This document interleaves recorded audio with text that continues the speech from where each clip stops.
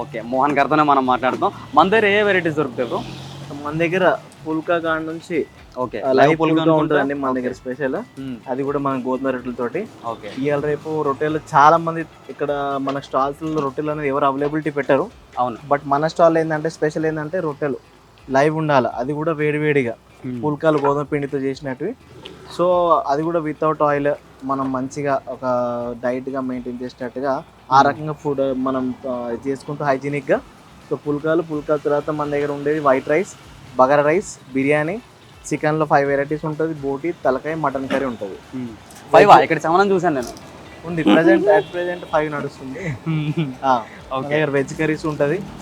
Veg కర్రీస్లో ఒక fry sukka ఉంటుంది, curry ఉంటుంది, దాల్, సాంబార్, చట్నీ యాజ్ యూజువల్, పన్నీర్ ఉంటుంది వెరైటీగా.